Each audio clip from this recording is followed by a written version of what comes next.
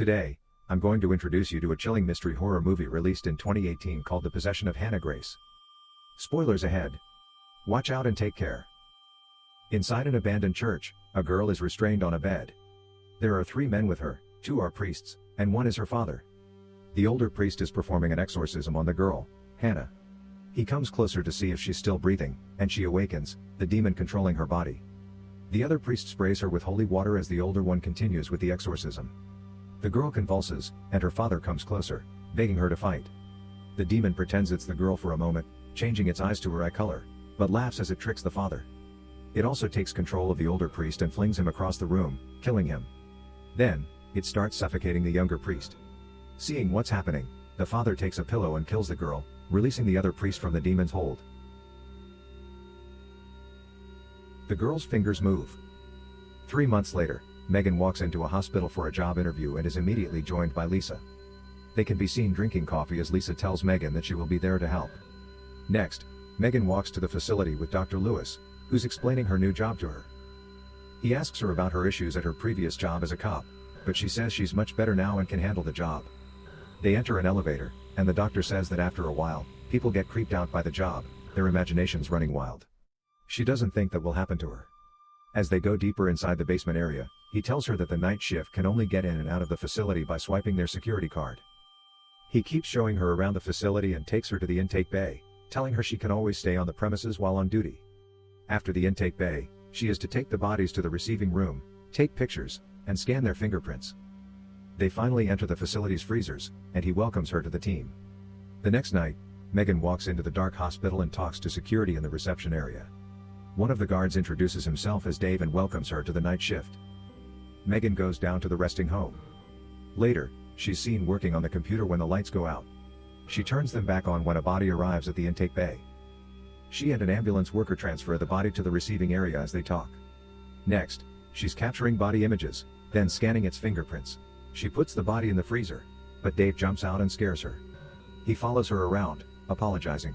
Later, Megan continues with her work and goes to the restroom, and when she comes back, she sees a man standing in the hallway. Upset, she goes to take some pills but stops herself.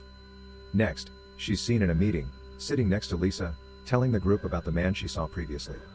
He was someone she was about to arrest when she was a police officer, but he shot her partner before she did anything. She shares that when she remembers the incident, she wants alcohol and pills. That day, someone wakes her up, knocking on her door. It's her cop ex-boyfriend Andrew, who's there to get the rest of his things. She tells him about her new job, but he doesn't think it's the best idea to be spending that much time alone. Megan tells him that it was Lisa's idea, who's her sponsor, and that the night shift worked great for her.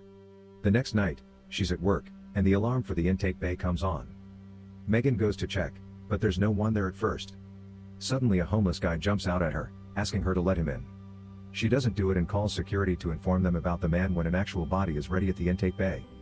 The ambulance driver, Randy, asks her to come out and help him with the body because he can't move it alone. She reluctantly steps out, knowing that's against regulations. As they move the body, the homeless man walks inside the facility and takes the elevator, but Megan doesn't see him. Randy is much chattier than the previous driver and starts telling her about the body as they transfer it. The body was found in an alley, and the perpetrator escaped without knowing who he was. The body is Hannah. Randy keeps talking about it, saying whoever killed her also tried to burn her body. Megan escorts him out. The lights on the other end of the hallway come on as she walks inside to process the body. The first image she tries to capture fails.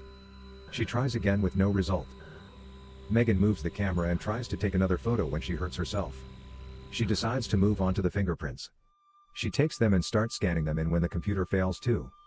Not sure what to do, Megan places Hannah's body in the freezer, but as she pushes it inside, one of the tables starts shaking, and a few vials fall down, shattering.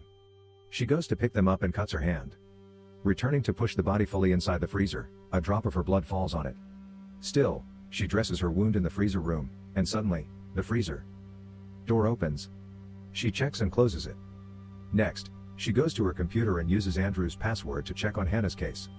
She prints out her file and goes to check on the body again. The eye color in the file isn't the same as the body.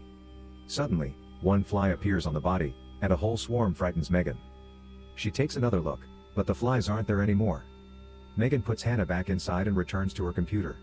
Suddenly, She hears a noise and goes to investigate, only to find out that the body is gone.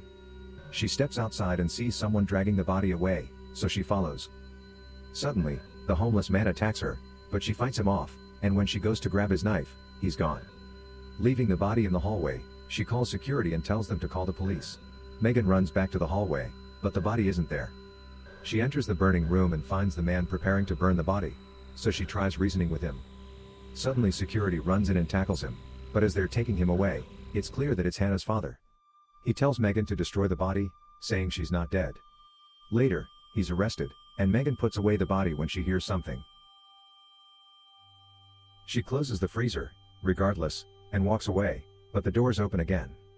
Megan is nervous about stepping back, though she still takes the body out and opens the bag. Suddenly, her phone rings. It's Andrew checking up on her, but as she turns, the body moves.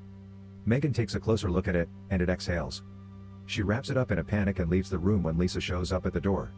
She tells her that she can find someone to cover her shift, but Megan insists on staying. She tells Lisa said that she heard the body exhale, but she told her that bodies expunging air is a regular thing. Later, they're sitting in her office, talking about the attack and the night her partner got shot when Dave walks in and tells her there's a cop that wants to talk to her. Lisa and Megan walk out, and Dave stays in the facility. The door of the freezer opens again. The cop waiting for her is Andrew.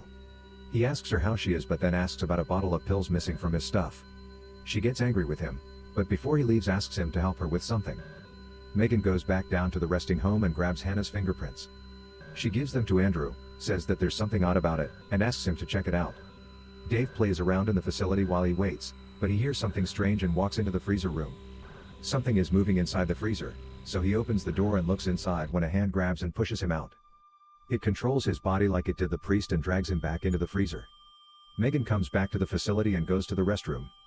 She sends an apology text to Andrew and suddenly hears someone come inside the bathroom, thinking it's Dave. Her rubber band ball is rolled to her, and she hunches over to see who it is when a burned hand grabs it from the floor. Megan is terrified but comes out of the stall. There's nothing there. Later, Andrew calls her back and tells her that Hannah has died for 3 months.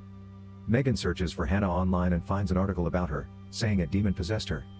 She investigates the body again and notices that a massive wound that was on it previously isn't there anymore. The other security guard is looking for Dave, too, when she walks to the reception desk. She asks for the security footage. Back at her office, she's going through the footage and finds a glitch that looks like the body is in the hallway. Frightened by that, she wants to retake some pills but doesn't do it and instead goes to find Lisa and get her opinion about the footage. They're both in the facility, looking at the footage, but Lisa doesn't see the same thing Megan does. However, she considers the pills on a counter while Megan tells her what the man says about the body in the burning room. Lisa confronts her about the drugs and doesn't quite believe her when she says she didn't take any. Her sponsor thinks that the visions she's been having are caused by stress.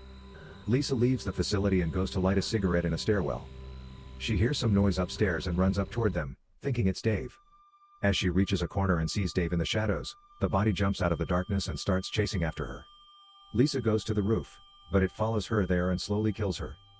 Back inside the facility, there's another intake. It's Randy again, but Megan won't come out to help him this time.